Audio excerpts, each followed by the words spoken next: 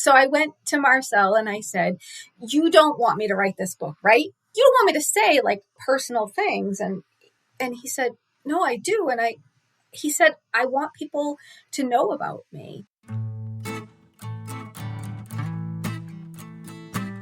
This is Daring to Tell, the podcast where writers read their true stories of personal daring and where we talk about writing and life. I am your host, Michelle Rado. Nothing's gonna make me brave. And nothing's gonna make me brave. Nothing's gonna make me brave except doing what makes me scared.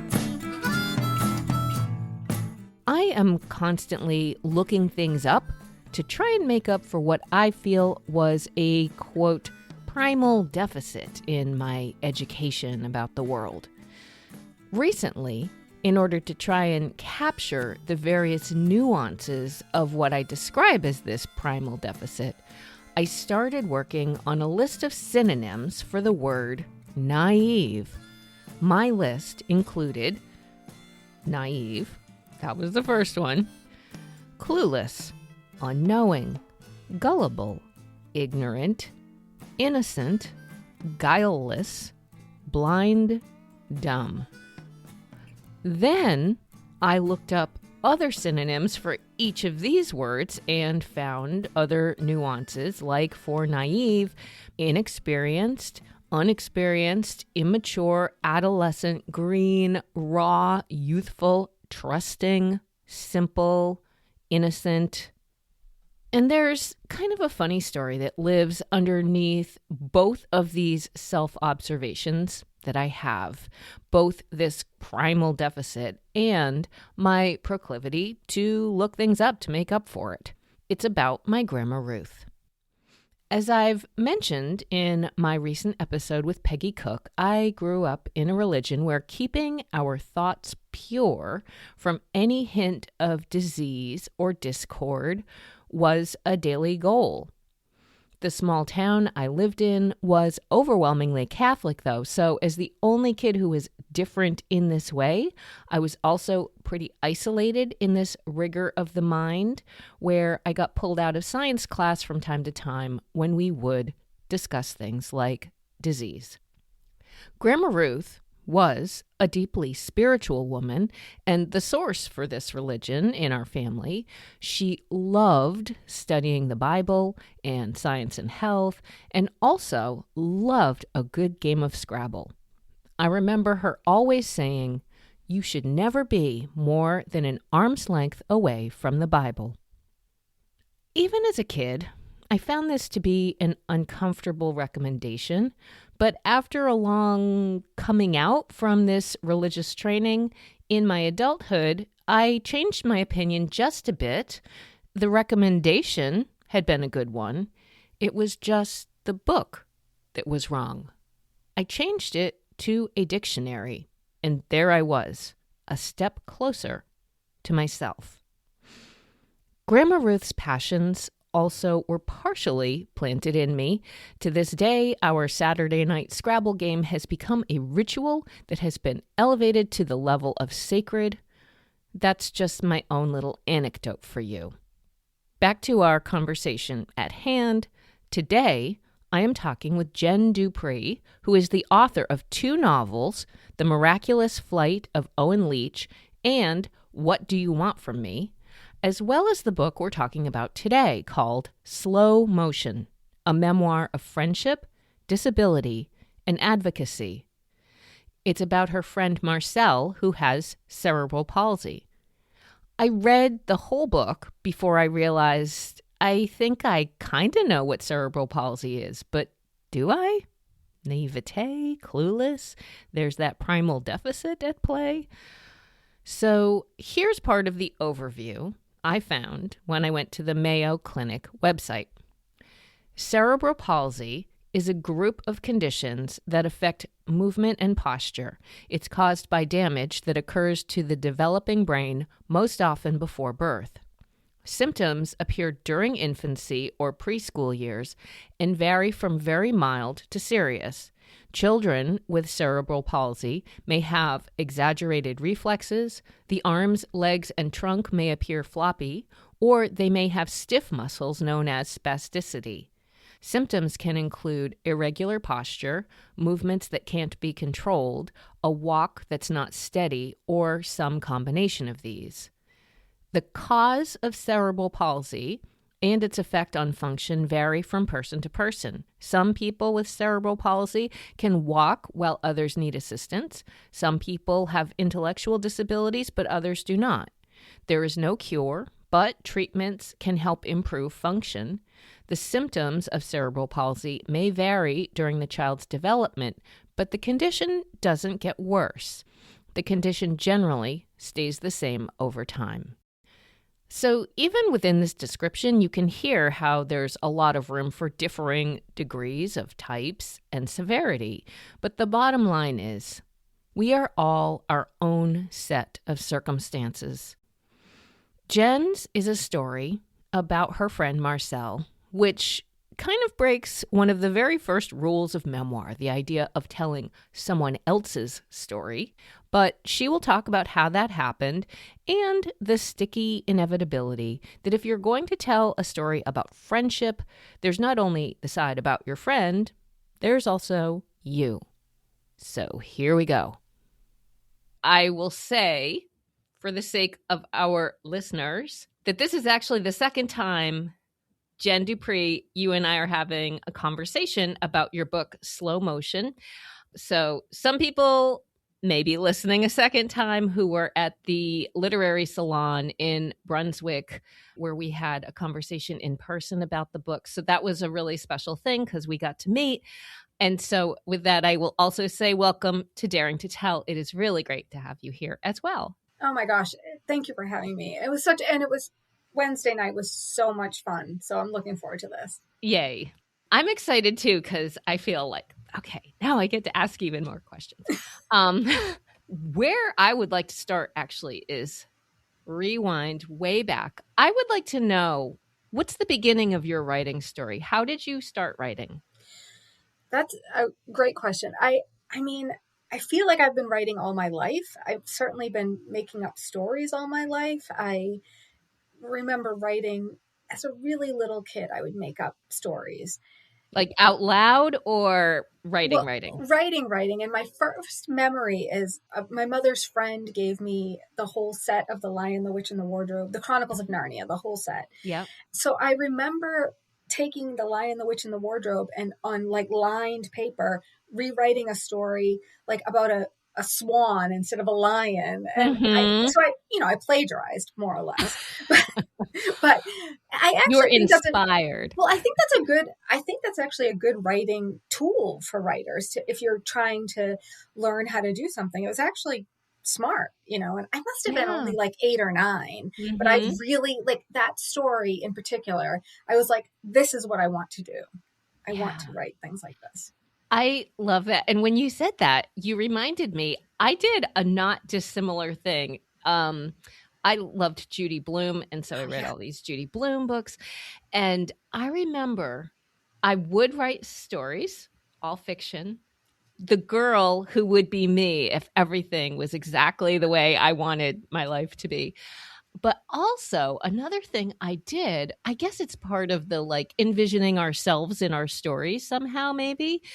I would take Judy Blume books and I would like set them as if they were a movie. I'd be like, okay, this is happening in this house that I have been in when I was a kid that was a really big house, and I'm imagining what that looks like. And I would cast them all. Like, I loved that starring Sally J. Friedman as herself, which is kind of funny because that's her imagining herself in a movie. And so I was imagining myself as Sally J. Friedman. But yeah, I think the point of play is really a good one because it's a natural inclination when we're kids to want to do something creative. And writing is a fun thing. It's like creating our own world. Yeah. So how did that blossom or grow from that point? Well, my parents were pretty opposed to the idea of me majoring in English, becoming a writer. They thought that is no way to make money. Right. And so they pushed hard, and I got a degree in healthcare. And I only took one college writing class with the most wonderful professor, and she was really encouraging. I actually wrote a lot of nonfiction in her class, which I don't tend to write. Yeah. But she told me I write like Annie Dillard, and I have never let go of that. Wow. I know. I don't think it's true, but I don't even care. Yeah, I know. Let them see what they see in it, Right. right? I was just such a lovely compliment. And she and I kept in touch for years. Like, we wrote back and forth. She really wanted me to study English, and I didn't. So I left college, and then I started taking writing workshops with various authors, and I really liked it. And I started to get like a little bit of success, having a story published here or there. Yeah. And then I decided to get my MFA, which really, really felt like, oh, here are my people. Yeah. And when did that happen? Was that young or older in your life? I graduated in 2015. So it was just before I turned 40. Oh, okay. So you had a bit of life experience. Yeah. Which is a good way to go back to something.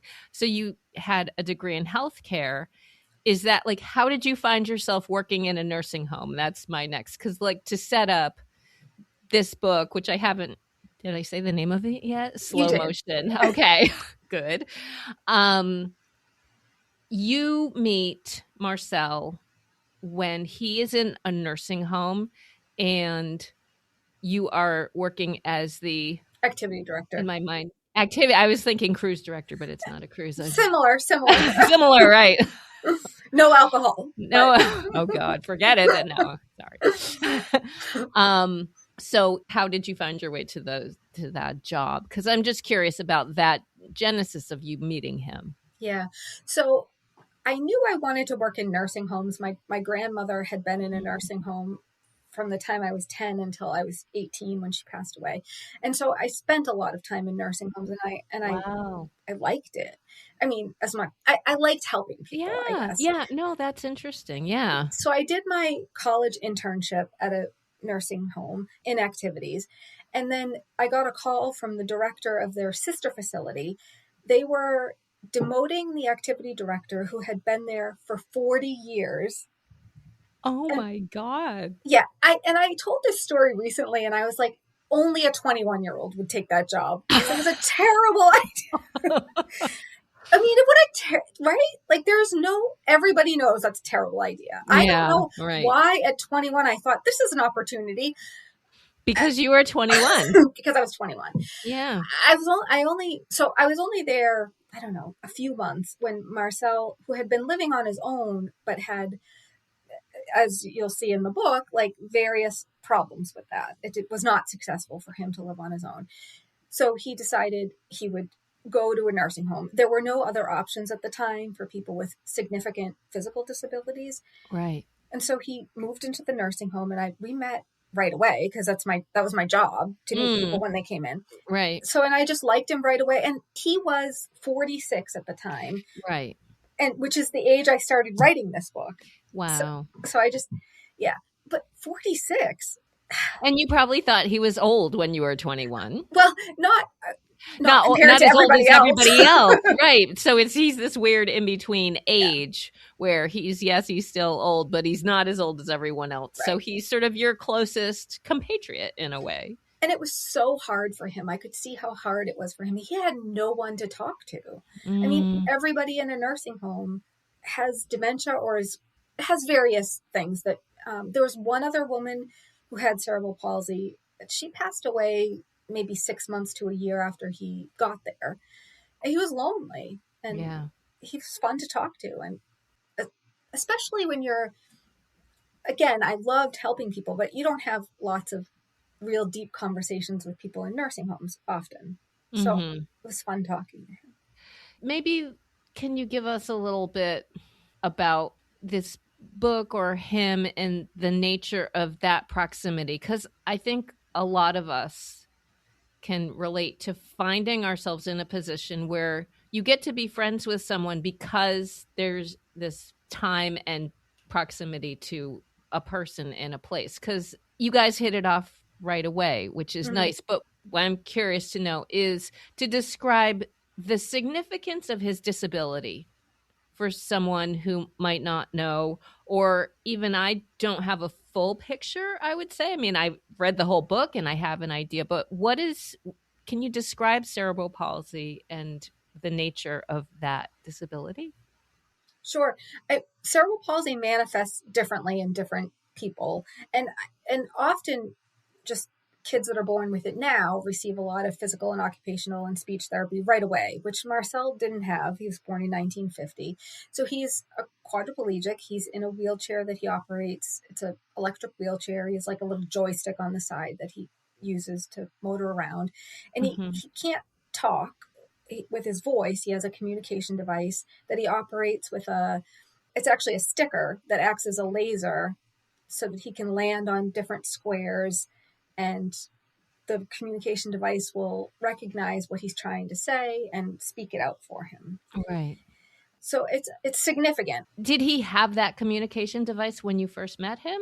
Yeah, although it was, the technology is so different. Yeah, well, that's what I wonder. He has always had it. And in fact, his software is starting to get a little weird. And when I called tech help, they said, it's because he's had it so long and added to it so long. And he's one of the first people to get this. And I have to say, I've tried to figure out where things live on his communication device. He has to remember all of that. He has to remember, it's usually 2 or 3 keys to get to a word. And he has to remember where all those are. There's not a chance I could do that. And I was going to say, so if you've been in the position then of helping him, and can he explain to you with the device about how to use or fix the device? Sometimes, but there's also a really good tech support that they are amazing, and they will very patiently walk you through it, but they can also remote into his device, which is nice. So. Yeah. Well, and this is another really interesting facet of your friendship to me. Is communication is one of the things I was thinking about, because there's a lot in the book where you talk about communicating with him, largely through his communication device. In one of the early chapters, I believe, you're talking with a woman who was like in charge of his device, and he had some problem with it, and you had to go to tech support. But as I understood it at that point, whenever that was, there was only like one person in Maine who was the person who could do that. Am I remembering this? No. So his friend Becky, who is his speech language pathologist, there are very few speech language pathologists who study augmentative communication devices. It's just, I think it's becoming more popular now. More common, yeah. But it was super uncommon, at the time. There's always been like a tech support for the company that makes the device that you can call and they'll walk you through it. Right. In person, Becky would help him with his device, and she was so knowledgeable, Yeah. So, okay, I'm like, I don't want to get too bogged down in tech support, but can you also talk about the nature of getting to know Marcel and learning the communication with him through the device, but he uses his voice too. So I guess, who is Marcel without words? Yeah. Oh, that's interesting. He has been without words because his communication device sometimes breaks and it's not waterproof, and occasionally he's gotten stuck in a rainstorm, and things have happened to it, and so it is really hard for him to try to use his voice. Speaking is all about the breath over your vocal cords and having control over that, and he just doesn't have that. Right. So I always think, he didn't have anything in the early years of his life. He didn't have a communication device until he was, I want to say, 30. So I think that's what makes him such an incredible observer of life. He does not miss anything. He knows everything about everyone. I say in the book how he used to give me directions when I would drive the van, because he knows his way around Lewiston, which is where he grew up. which is unbelievable. Yeah. Like, as somebody who's never driven, I mean, I don't know directions and I drive.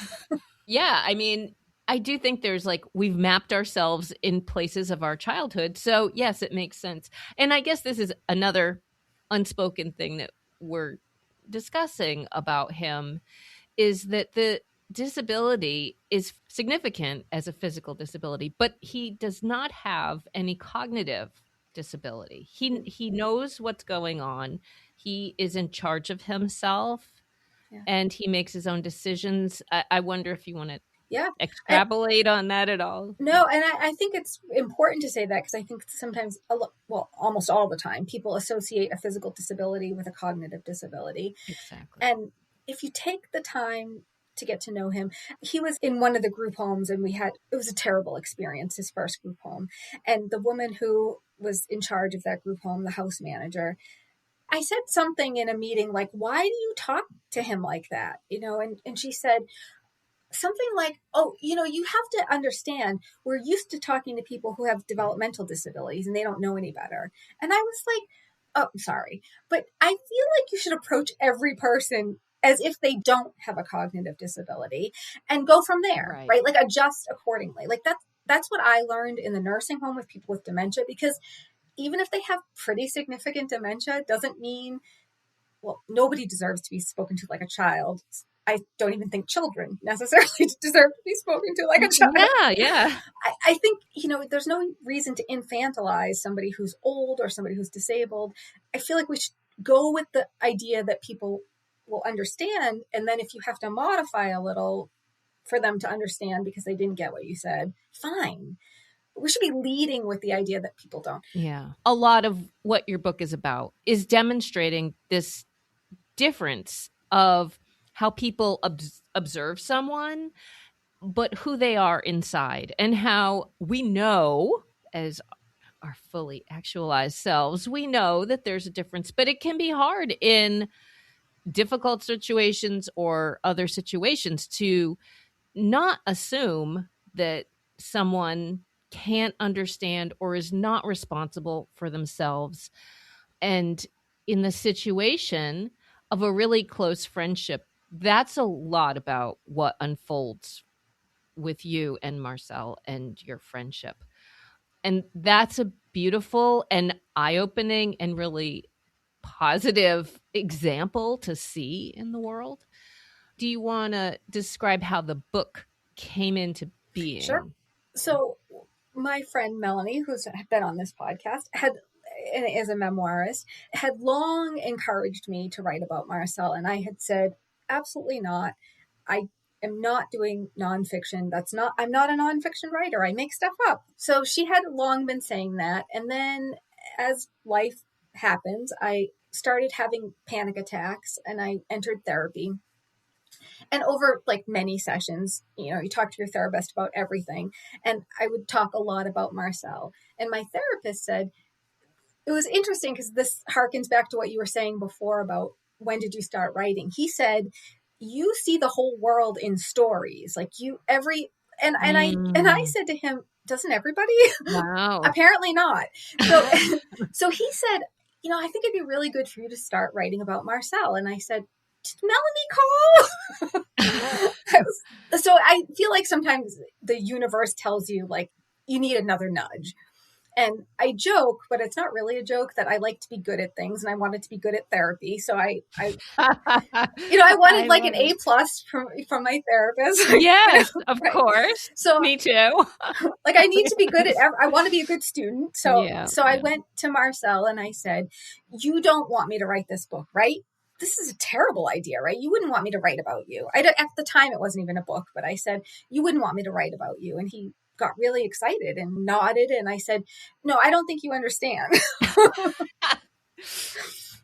you don't want me to say like personal things. And he said, no, I do. And he said, I want people to know about me. And, I've never been good at saying no to Marcel. So I started it just as essays, and I wrote them all in the second person as if I was writing them to him, because I writers have to trick themselves into various ways of doing things. So that was, I was going to say, that's part of the book, is it's in second person. So you actually started with that. Yeah. I mean, it was the only way I could do it. It was the only way I could really do it. And when it came to the editing process, my editor said, I mean, some of these sections they're not things you would tell him. He already knows them. So it wouldn't make sense for it to be in second person. Yeah. Which I resisted because I didn't want it to be about me. I wanted it to be about him. But I think it still is. It's about both of us. It is about both of you. And it's a book about friendships.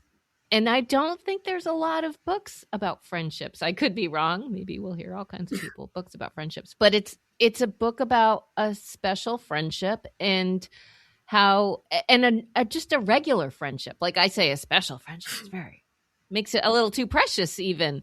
Like, we're just friends. And the part that you read on Wednesday, which we're not going to read today, had a lot of just the things that you like about each other and what he sees in you and what you see in him. And those are the things that when we are asked, like, why, maybe often with our partners more so than our close friends, like, what do you love about this person? It's like, I don't know. Gosh, I just love him,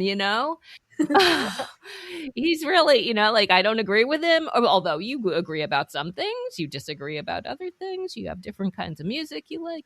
But, I especially loved that he looks out for you. He opens a door for you when there's an automated door. You are a person who does not eat gluten. Right. Present company too, which was kind of fun to discover. Anyways, when you ordered a taco bowl and it came in a gluten taco shell, he said, go return it. You can't have that. He's looking out for you. And and I think, I can see how the setting in this nursing home, he's not having any kinship of camaraderie there, and he's really fun, and you guys just get to be friends, and it grows from there. So this book is written in present tense, but it jumps all over the place. So when you asked him about writing about him, and do you think you wouldn't want me to write about you, would you? I mean, you had to be pretty close by that point, I would guess. Oh gosh, yeah. I mean, this was I only started,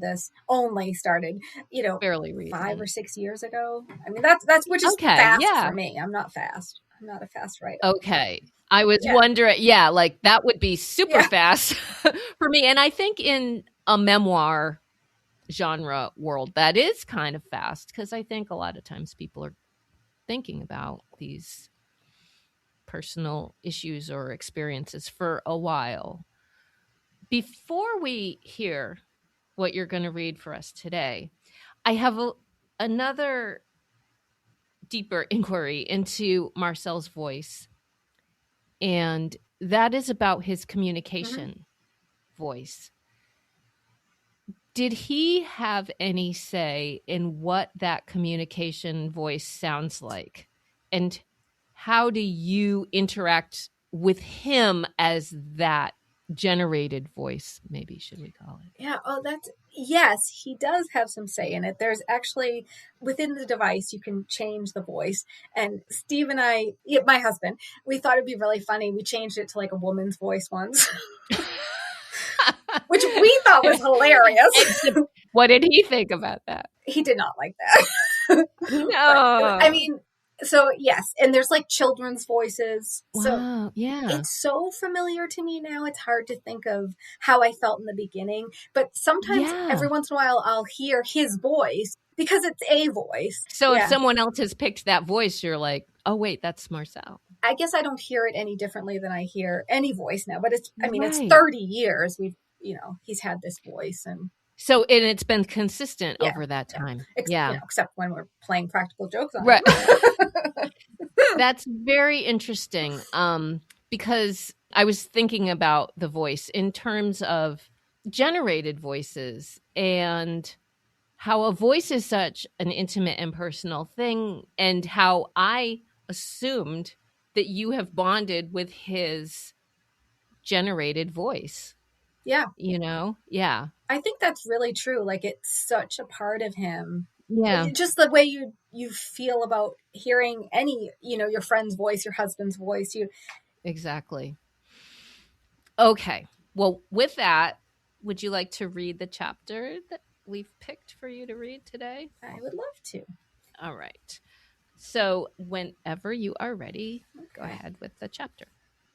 These things happen. Basic disability etiquette involves treating people with disabilities with respect. For example, speak to the person directly, not to the person accompanying them. Do not make assumptions about what they can or cannot do.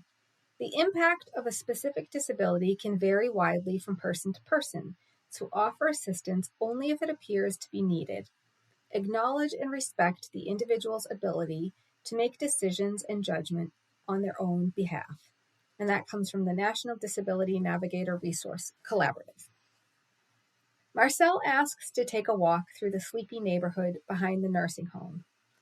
It's a decade into our friendship, and we're comfortable with each other, easy in our conversation as well as silences. I walk, he rolls. I talk, he listens. The sun is warm, but not so hot that either of us is sweating. Not so hot that I worry he'll get woozy. Like the time he denied he was hot until I insisted we go into the over-chilled nursing home, where he threw up and the nurse looked at me like I was irresponsible, and I reminded her that he can make his own decisions, even when they're bad ones. I reminded her we're just friends, as if there's anything diminutive about friendship. What I mean is, I'm not his caregiver, his power of attorney, or his mother. He is his own person. We're just two people who get along. And I treat him like I'd treat any other friend. I ask if he's okay in the heat, and he asks me back, and I say yes, and when he nods in return, I believe him. We're an unlikely pair on the surface. Marcel in his 50s, me in my 30s. Marcel with cerebral palsy, talking with a communication device, navigating the streets in an electric wheelchair, operated slowly with the use of one semi-able hand. Me, never having had so much as a broken bone, talking almost constantly and gesturing wildly while I explain and interpret and consider out loud. Still, we have a lot in common. Both raised Catholic by mothers who worried a lot. Both lovers of food. Both lovers of sun and heat. Music, although he likes classic country and I'm an 80s rock girl. Puns, people watching, dogs, and walks and rolls outside. On this day, it's bright, and I'm not worried about anything. It's a nice day, and there's no one else out. A few distant cars. A few times I've nudged him away from the middle of the road or the soft, sucking shoulder at the edge. I'm talking, and so at first I don't see that the young, loping man who has come out of his house is heading toward us. From the corner of my eye, I notice him saunter down the pavers, through the overgrown shrubs, but I think he's going to his car or the mailbox. His house is white, without shutters. There's a dog barking somewhere, but not one I'm worried about. We both like dogs, but sometimes they don't know what to make of Marcel's chair, and they bark or growl at him. Usually the dog is with an owner, and the owner yanks the dog away, looking astonished and abashed, as if the dog is responding to his disability and not simply the oddity of his chair, as if the dog is expressing its owner's discomfort. It's the chair, I usually say, to make them feel better. Sometimes, though, the dog is alone, with no one to pull him back, and I fear having to kick it away so it doesn't bite Marcel. We've just started our walk in this quiet neighborhood of mostly single-family homes. No McMansions, a few broken-down cars, a handful of garage doors that are always open, and which we suspect are broken or left open for the cats.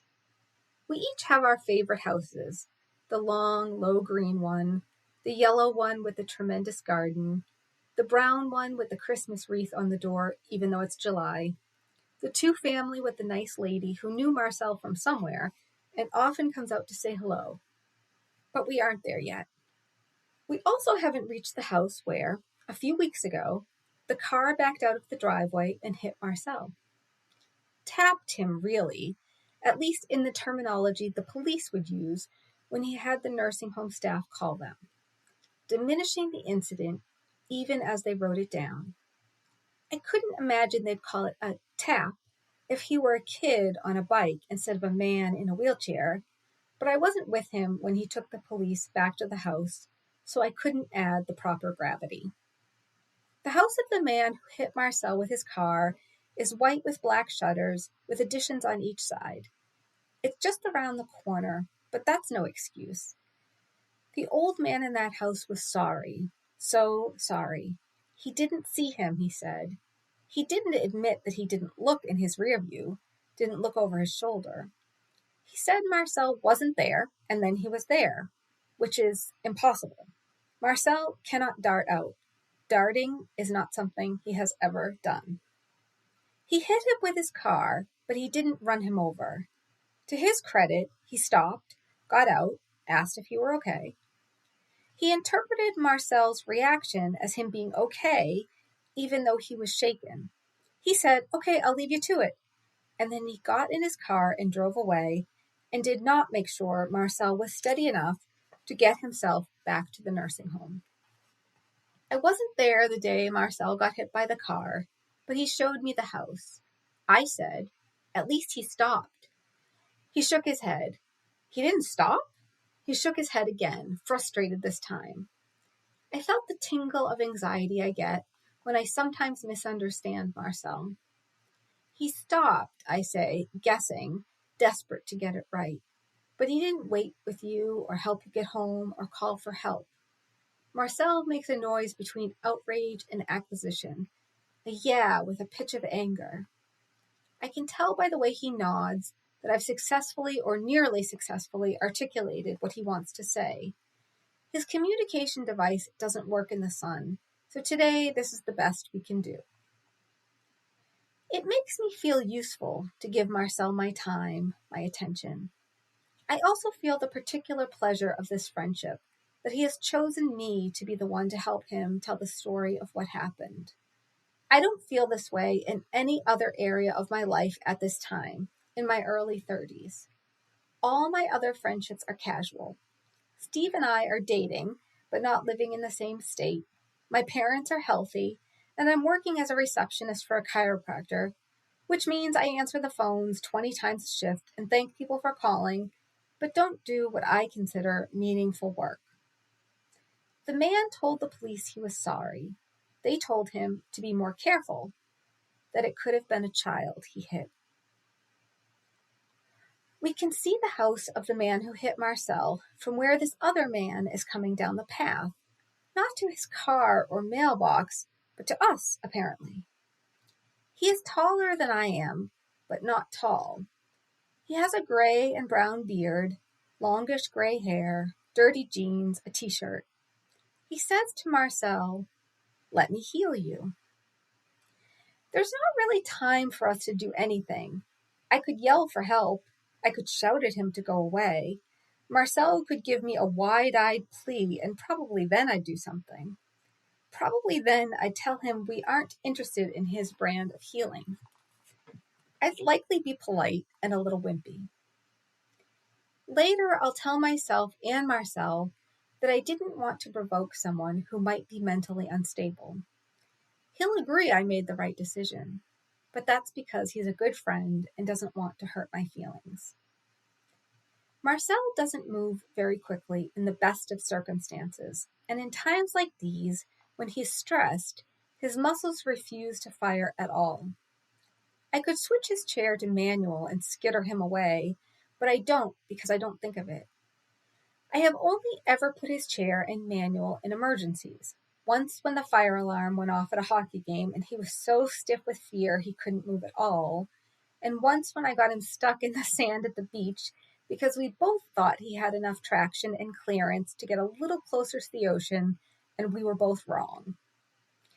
On this deserted street, I stand beside Marcel like I've become a stop sign, only I haven't, because the man with healing intentions doesn't stop.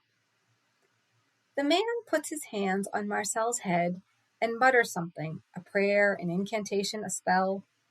And then he touches Marcel's shoulders, then Marcel's head again. Marcel stays very still, except for his eyes, which slide toward me. I meet his gaze. He doesn't make the noise he makes when he's angry or upset. He doesn't make any noise at all.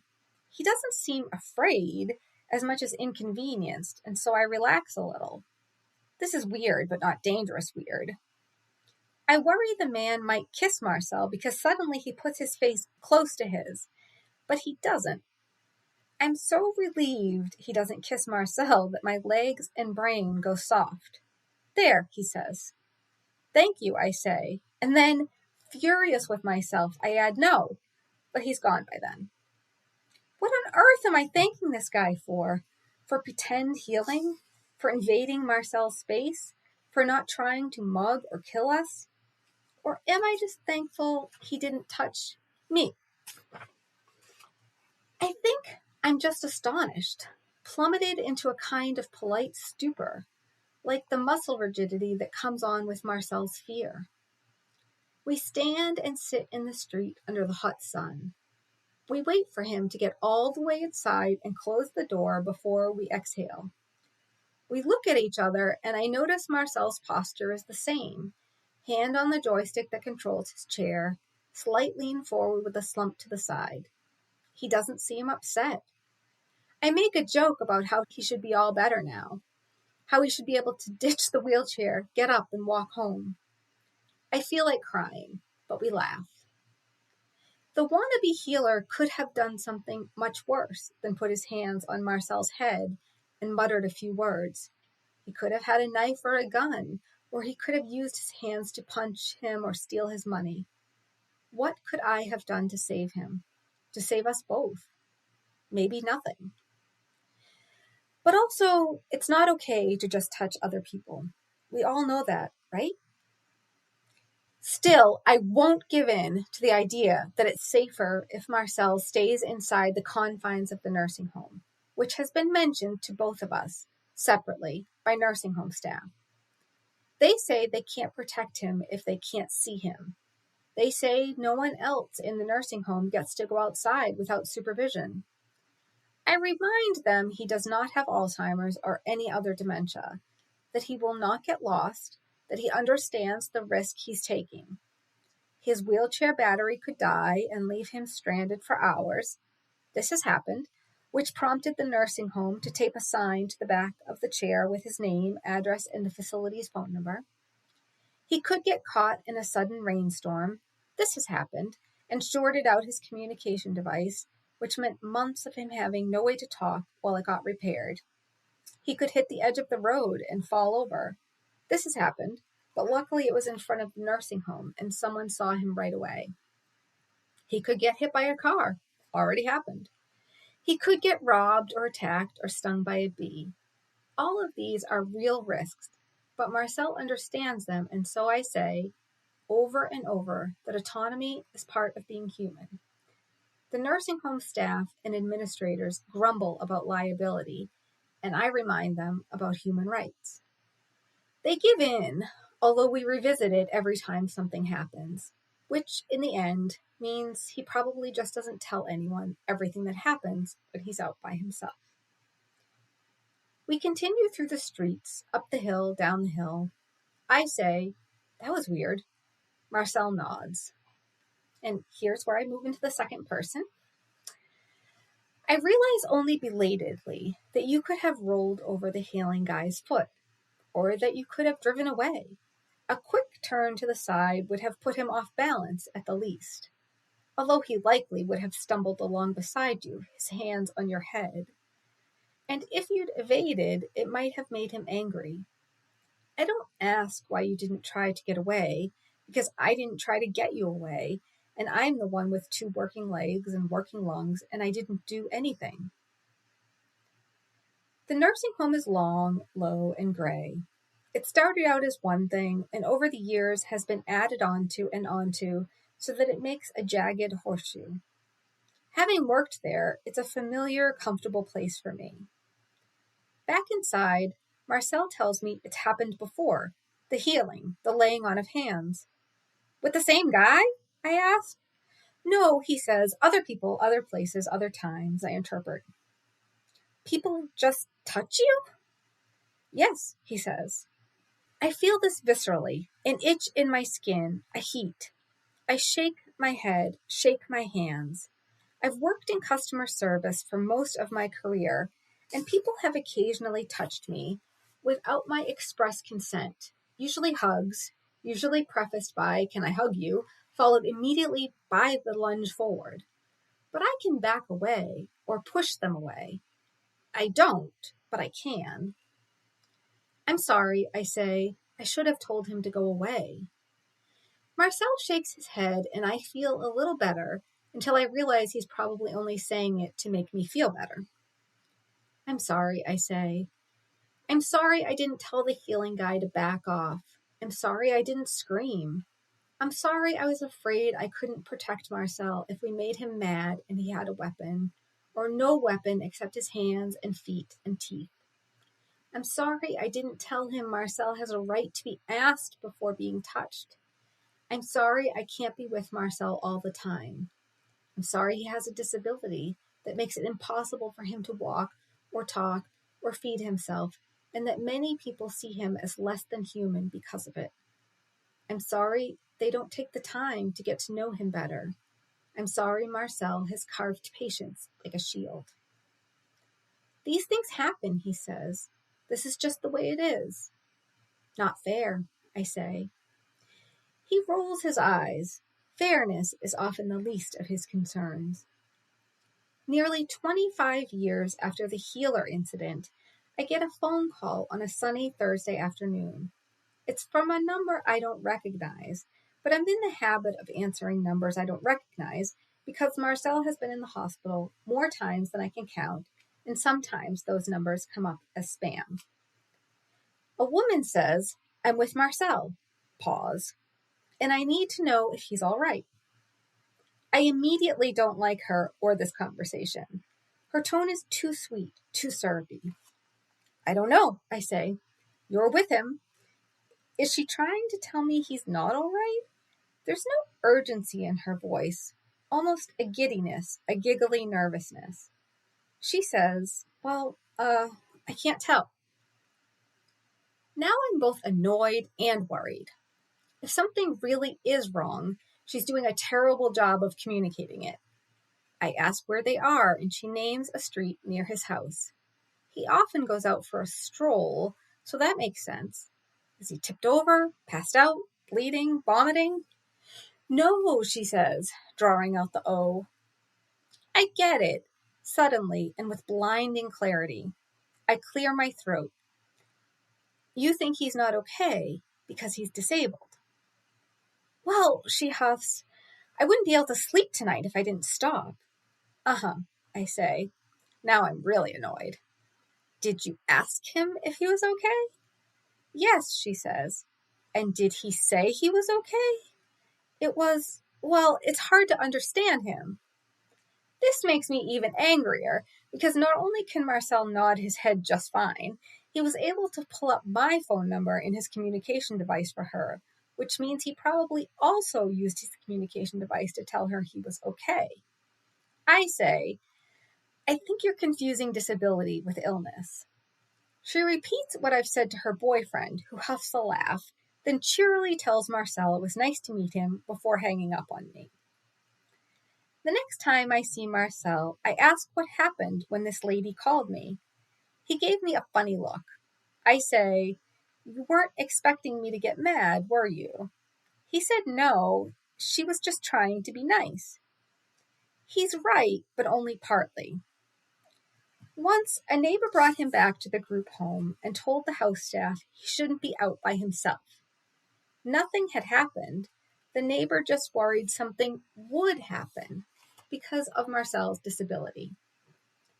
Once a neighbor, maybe the same one, called the police when Marcel was out rolling around the neighborhood.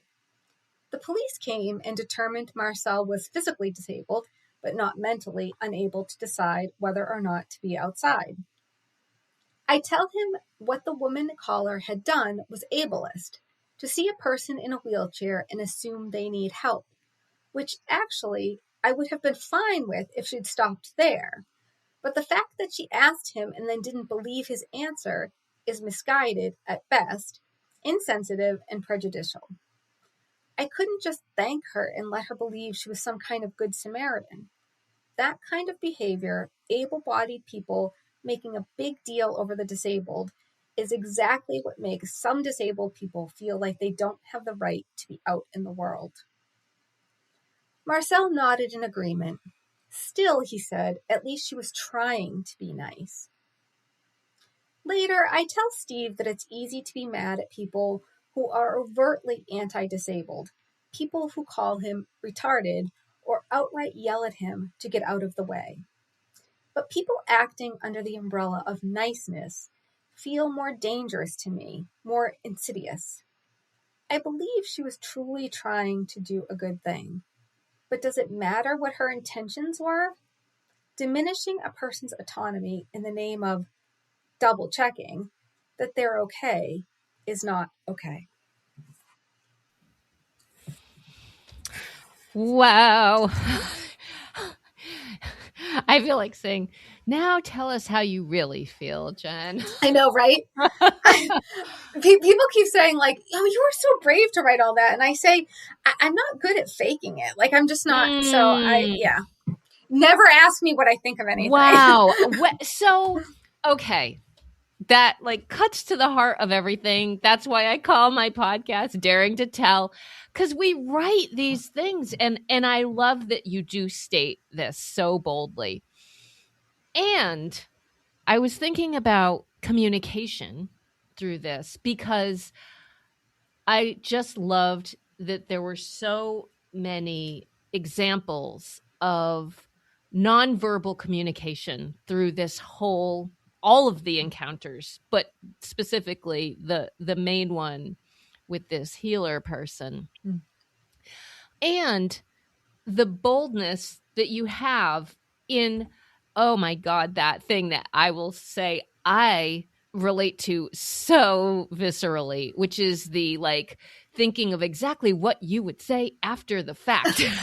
Right. It's like, now you're gone, you can exhale, and now you know exactly what you would have said. And the other one, I was like, just to say thank you to him and then go, what am I saying? Like, what? Right.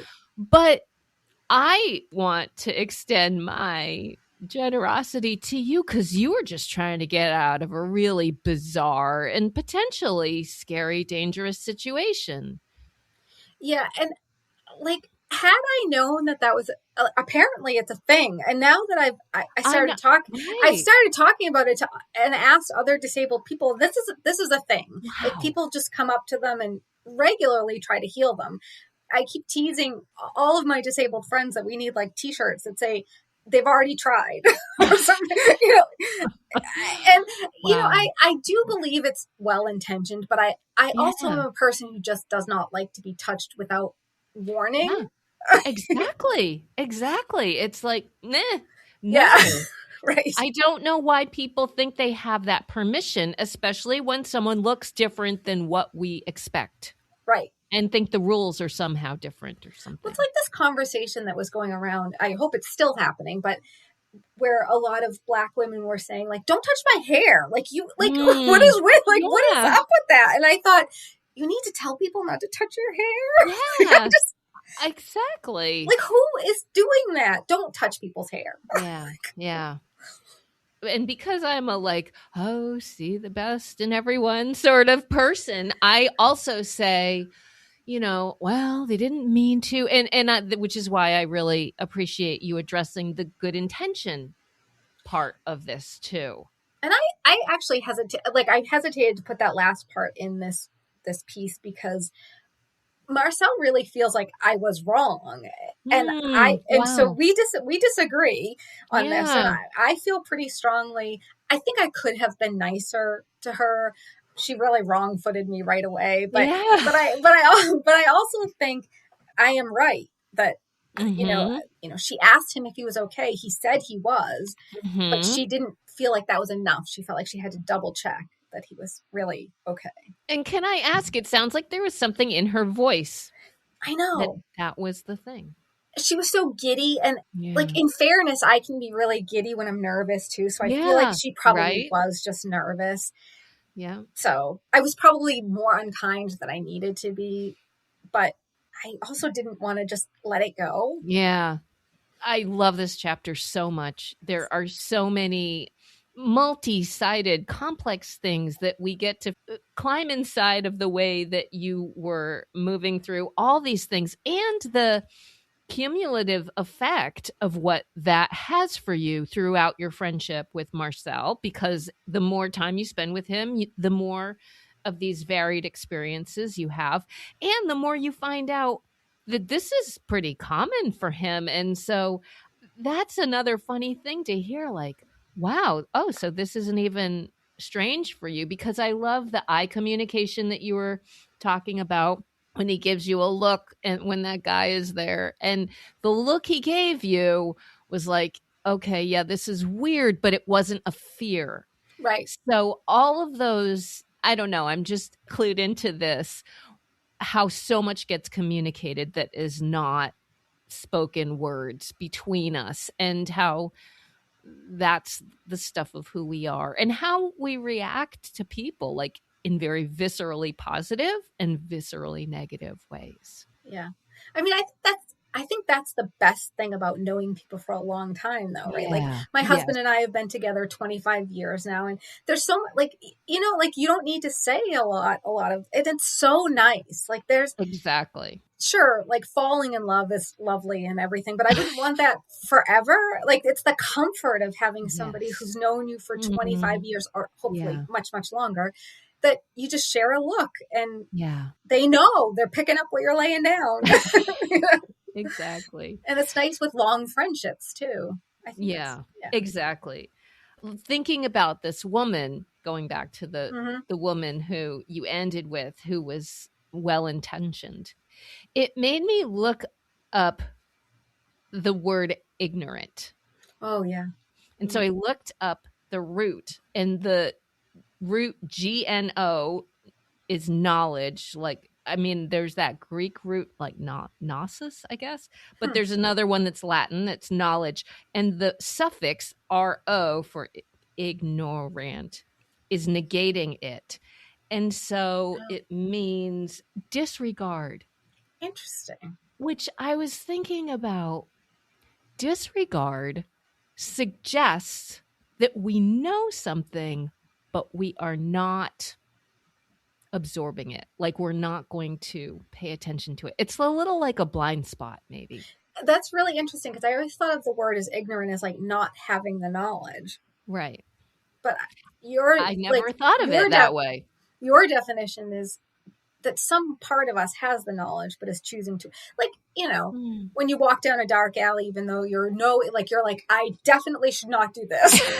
Yeah. Yeah. But it's a shortcut and I'm going to do it anyway. Yeah. Ignoring your better instincts. Better instincts. Yeah. Or I was thinking again about the idea of a blind spot, which suggests like we should know better. But again, how can we be aware of a blind spot? I don't know. Yeah. Anyways, that was another word I was thinking of in the realm of the people that Marcel has experienced and that you've experienced with him.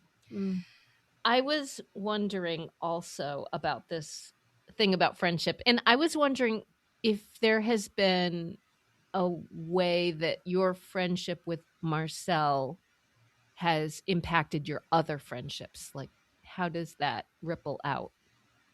Or has it? Yeah. I've been told, and I hope it's true, that I am the friend that always shows up, that is always checking in on people, is always, and you know, like, I try to remember if somebody has something coming up that's going to be challenging or difficult, or check in with them. And I've been told by my friends that I'm the person who does that. And I hope I am. I hope it's made me more just tuned in to people. And you know, I think a lot of people aren't, myself included, people don't ask for help. They don't ask, you know, will you check in with me and see if I'm okay? Yeah. But I think, you know, I do that so often with Marcel, and like leave space for people to actually tell you how they're doing. That's interesting. That's a really good point. Do you feel like gives you permission to ask for help when you need it? No, definitely not. I mean, I opened the book with talking about how I had my first panic attack and then lied to everyone to like not tell them I had a panic attack and pretend like everything was fine. Yeah. So I want to believe I've come a little bit past that, but it's so hard. Yeah. Yeah. Yeah.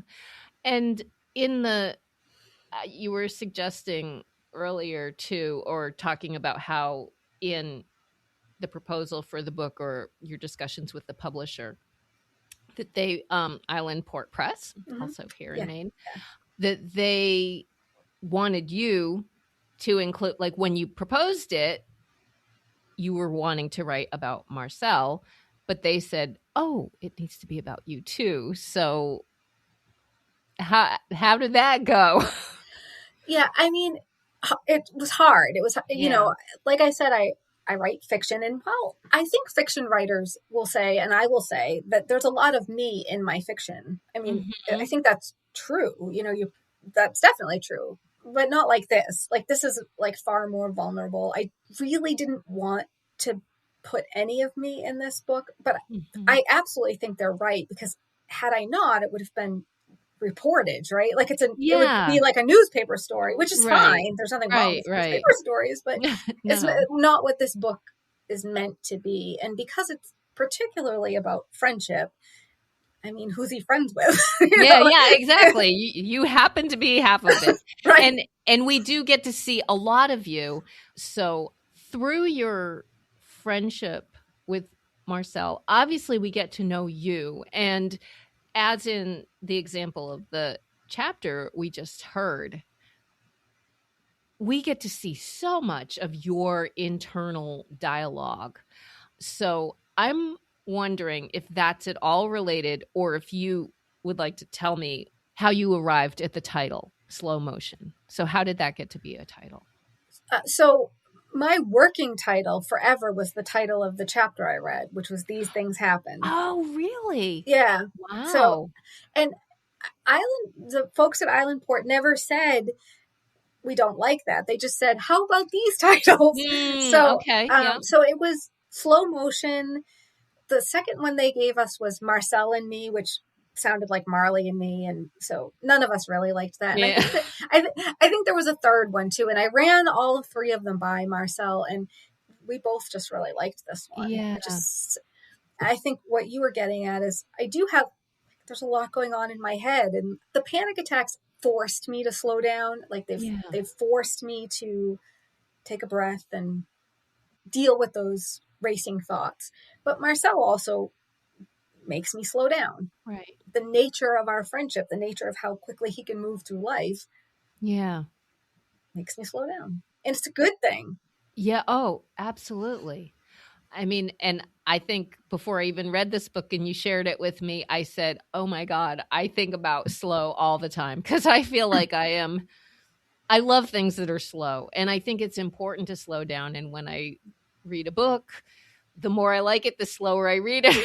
It makes doing a podcast like this really hard, because I can't get through any of the books.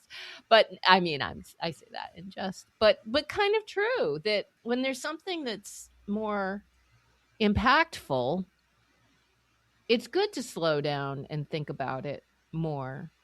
I say that about books I love because I don't want them to end. So I just start going super slow, because like you can see how many pages you have left and you're like, no, exactly. Well, the other question is the brave question, and you kind of like burst out with it at the end of the chapter. But what was the most daring thing for you about this book? Oh, I really didn't want to. I definitely didn't want to talk about my depression and my panic attacks. I've always been, embarrassed and sort of ashamed that I've had depression. But once I started talking about it, I don't know, I've had this change of like, if I can stand in front of people and say that I have been through this, and then maybe somebody else won't feel so alone and won't be afraid to get help. I mean, and I just like now I just want people to know it's okay to be in therapy. It's okay to get on medication. It's okay to tell somebody that you need help. And I hope that if I can stand in front of people and say that, and it's so funny because like I have advocated for 30 years that Marcel is a person into himself, even though he has disability, but I could not see my depression in the same way. Like I felt like my depression made me a lesser person, even though I never saw his physical disability as making him a lesser person, which is, I don't want to say crazy because I don't like when people use the word crazy, but it's like, Yeah. It does feel, it feels like a complete miss on my part, right? Like it took me this long to say, it's kind of the same thing. Like I'm saying he's perfect the way he is. Why aren't I? You know, like it's okay to feel these things. It is. And I have to say, I feel you 100% on that one. I mean, I really also feel like I try to, I have like maybe not consummate compassion and forgiveness and extension of generosity. I mean, I like to think I am that way. But with myself, it's the absolute hardest. And that's, I do think it was a very brave book for you to share all the ways that were your inner dialogue of what was so hard to go through. And that in spite of racing thoughts that I was like, running along beside you with, on those, it's Marcel who is the example, you know, like he is extending the kindness to you. Yeah. Yes. And yeah.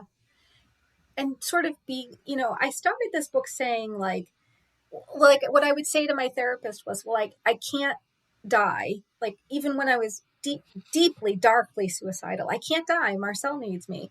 And I finished this book feeling like, I think I need him, you know, like, so yeah, I mean, that is, you know, my therapist says like with depression, you just need a flickering light somewhere. Like it's, you just need to keep looking at that flickering light and it'll be okay. And so I think for a long time, that's like what kept me alive, really. But now I can say, I think we need each other. You know, I think it's absolutely, yeah. Yeah. Yeah. And I'm really grateful, you know, that I wrote the book to come to that. I mean, I've been feeling really good. I feel much better but I think it's all part of this, you know, it's all part of that. That's huge. Yeah. Actually. And what you just said, because in the book, Marcel's brother kills himself. Yes. And so that death from depression, which is, I think, kind of how you said Marcel said it, right? Yeah. He died from depression. He died from depression, which is such a wise thing to say. Yeah. Wow. That's right. That speaks volumes.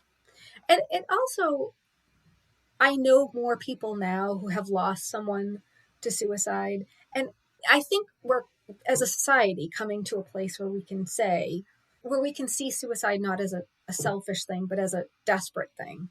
Yeah. And, you know, I had somebody once say, cancer is an illness and sometimes people die from cancer. Depression is an illness and sometimes people die from depression. Yeah. Yeah. And that asking for help for ourselves can be the hardest thing. Right.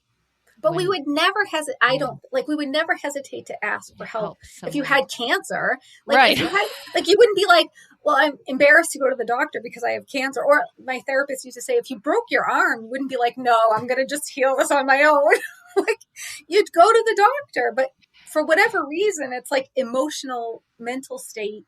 We feel like we can't. Yeah. We can't. Yeah. But that's not. Yeah. and that I was super high function. Like people didn't know. Mm-hmm. And that's, I don't know. How am I not surprised about that? I mean, I think for Right. many people, we're like, I'm going to hold it all together and I'm going to figure it out. I mean, it is just a gripping scene when you're in the car and calling Steve to say, I don't know if he was your husband or not at that point, but like, I'm going to be late, but I'm not going to call him till I'm partway home. And then, you know, like the image we're projecting that I have to keep it all together. Right.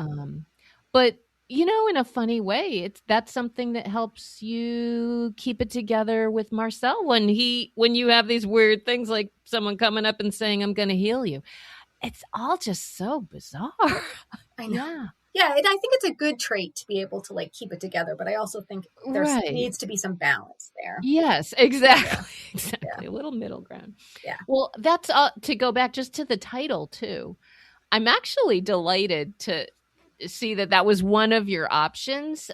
This happened? Is that these things happen? Yeah. Because I love that rhetorical part in the middle there where you're saying this could happen, that could happen. These already happened. And there are so many more in the book that have happened that I just shake my head.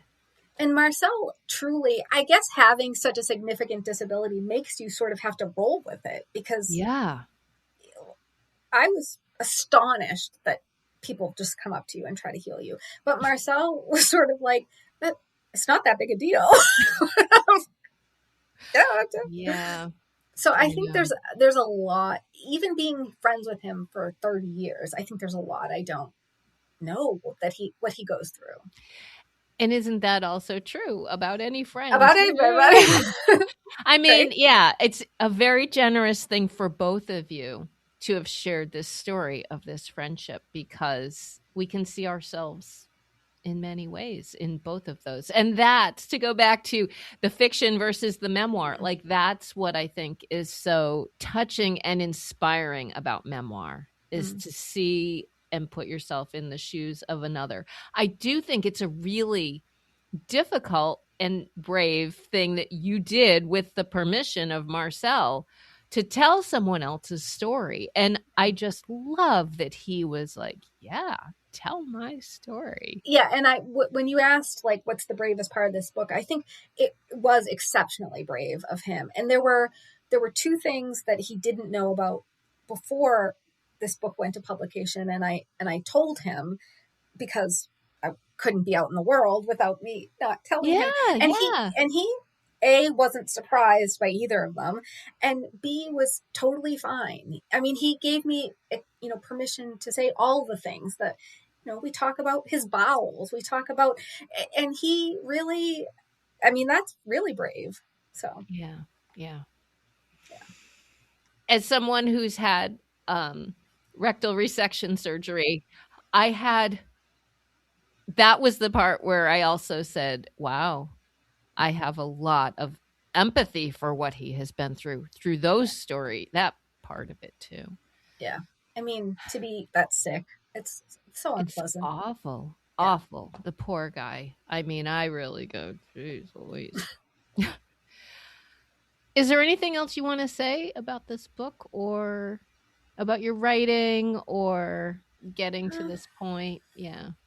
I think one of the most surprising, and I guess it's surprising to me because I have not written nonfiction before, is how many people share their stories in response to this book.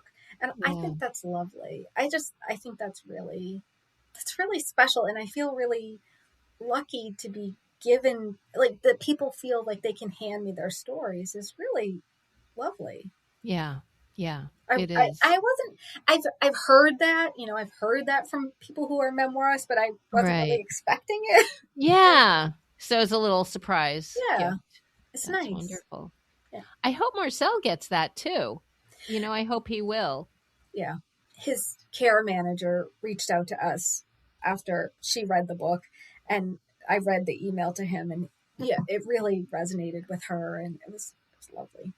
Well, I think I'll leave it with that. Such a wonderful book. Thank you so much, Jen Dupree. It was great to have you here today. Really good conversation. Thank you, Michelle. This is wonderful. You know, another thing I didn't exactly say about this book, it's a real page turner. I was holding myself back going, okay, can't wait till I sit down and read the next chapter or next section of Jen's book. It is a gift from Jen and Marcel to every reader it reaches.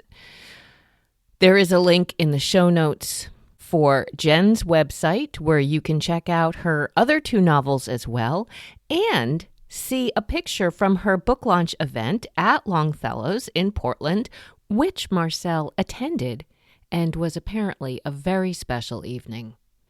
There is also an events page at Jen Dupree's website, which lists all the places she will be visiting through the spring and summer, mostly throughout Maine, doing book talks, and a stop in New Hampshire as well, where writer Melanie Brooks will be hosting the event, who, as Jen mentioned, has been on this podcast before and whose audiobook, A Hard Silence, was the very first one to be recorded right here at what I call Flying Pig Audio in my very own closet studio here on the mid-coast of Maine. And in fact, I have a growing catalog of audiobook titles I am extremely proud to have produced with their author narrators. If you go to michellerado.com, you can hear some samples and sign up for my monthly newsletter called The Redo. I really hope you have enjoyed this conversation with Jen as much as I have. I always think about how, well, if you've made it this far into the podcast, you probably have enjoyed it. So this is where I do list my thank yous. I think first I'd like to say a big thank you to Marcel for your desire to share yourself with us through this book, along with your friendship with Jen. And Jen, thank you for taking that intrepid dive into a whole new genre of nonfiction. A big thank you to my singer-songwriter husband, Phil Rado, for the gift of his music on this podcast. I often fish around in his catalog of songs to see if there's one that matches up with the theme of the episode, and I think the tone of this one is pretty close, because isn't it a lucky thing to find friends that last over time and having the chance to let them know about it? My biggest thanks as always to you for daring to listen. I will catch you next time. I can still remember telephones as I'm heading home. Do my best thinking while I'm all alone, and I'm heading home. I've stopped worrying about the stones I've thrown, all those milestones, my lodestones. 'Cause I can still remember telephones, and I'm heading home. It's a lucky spot we're in. I feel a confidence within. What a joy it's been, what a joy. We're in a lucky spot. And I remember all those stepping stones when what we wanted most was ours alone. I put my shoulder to the grindstone, and now I'm heading home.